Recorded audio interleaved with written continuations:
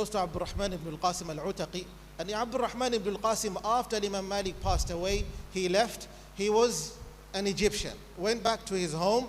The story that all of the mashayikh, I believe, they know about him, is that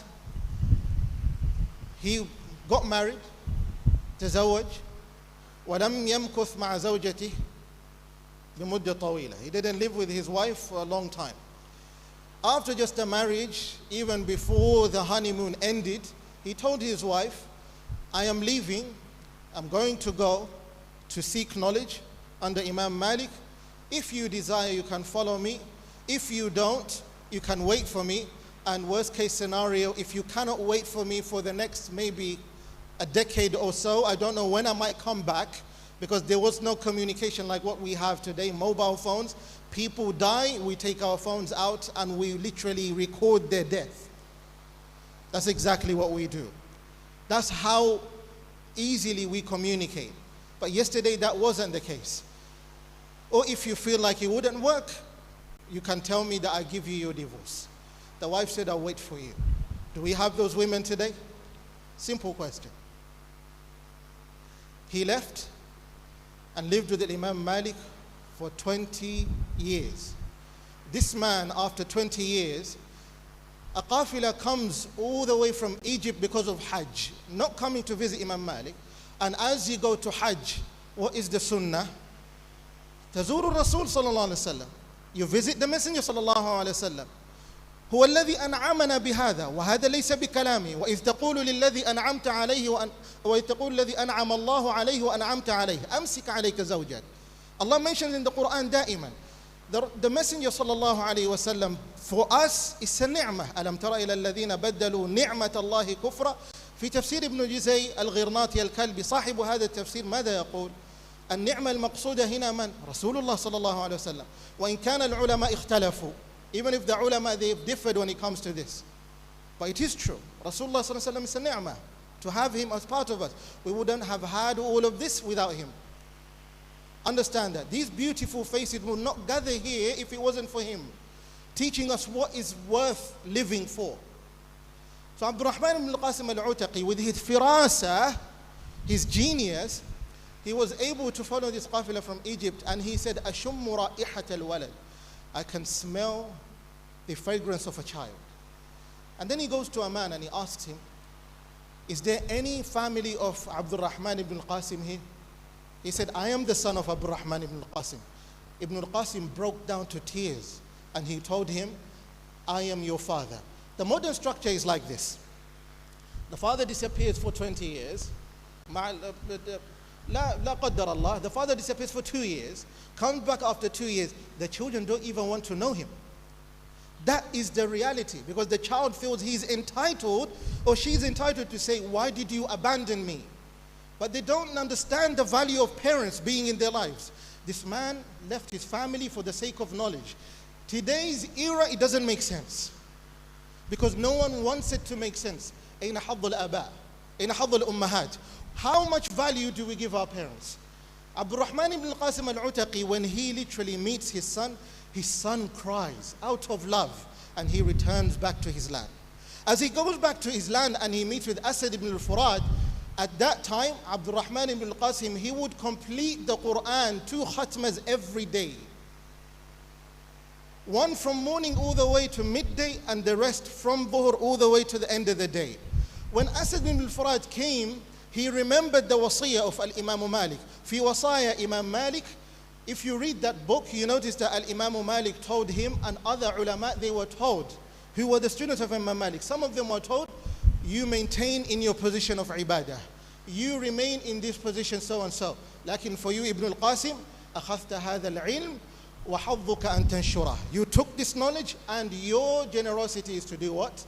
Is to spread it out. Means you are a alim of your caliber. Al-Imam Malik gave him the title. When he received Asad ibn al-Furat at his time, he was the man on the down low. He didn't like publicity, not like social media that we have today. Real scholars do not expose themselves. That's the honest truth. The scholars that write, the scholars that leave heritage, some of them you only come to know about them after their death. لكن Allah جعل بيننا وبينهم حجاب. Between us and them there's a hijab. And I'll explain to you the reason why at the end of the story. Asad ibn al-Furat, as he goes to Abdurrahman ibn al-Qasim, Abdurrahman ibn al-Qasim tells him, Ya Asad, every day I have 2 khatmas. But because of you, I will give you my time in the expense of letting go of 1 khatma. So I would only read 1 khatma a day, not 2. So that you take this ilm and you teach it to the rest of the world. Asad ibn al-Furat wrote this book. He compiled this science, especially the aqwal of Imam Malik, to the extent where the reason why Ibn al-Qasim stood out in the Maliki madhab, they say if it's not at Imam Malik, then it's Abdurrahman ibn al-Qasim. Al-qawl, qawl ibn al-Qasim. Immediately. Because lam yukhlituhu bi ghayrih. He did not mix him with another alim of his time. Lakin, the students that came for Imam Malik, some of them lived with Imam Malik for 30 years, but they mixed Imam Malik with other scholars. Muhammad ibn Hassan al-Shaybani lived enough with Imam Malik and he was fascinated with him, but he was a Hanafi scholar. Hence you find that Muhammad ibn Hassan al-Shaybani has his own muwatta. وَكُنَّا نَتَكَلَّمْ فِي هَذا مَعَ الشيخ قريبا. Sheikh Abdullah. We were talking about this recently. What do you notice? The reason why they will go to Abdurrahman ibn al-Qasim, they will get the pure understanding of whom? Of Al-Imam Malik's thoughts and what Al-Imam Malik left behind. And Ibn al-Qasim, he would let him do naql, write this down from the top of his head. That's how the situation was then. Can we memorize an address? Or do we need Google Maps? How does it work? If we want an answer, don't we go back to the AI, artificial intelligence that we have, ChatGPT? I've seen that with my own eyes. That's the reality. Ibn al-Qasim, he explains and gives him everything and he leaves. And then when he left and he went to Tunisia, listen to mistake number 1.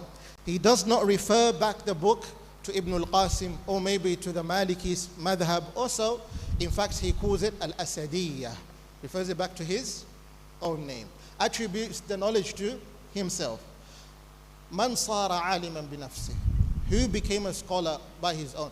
How do you become a righteous child on your own if it wasn't for tarbiyah?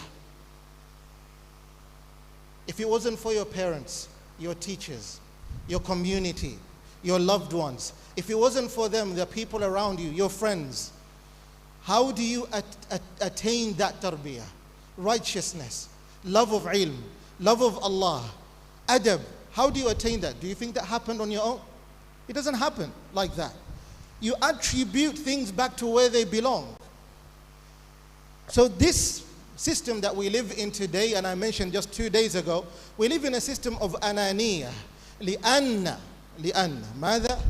لأن مراد الشيطان أن يبني فينا ماذا؟ الفكرة الأنوية. So the shaitan can build the ideology of what? It's about me and me alone.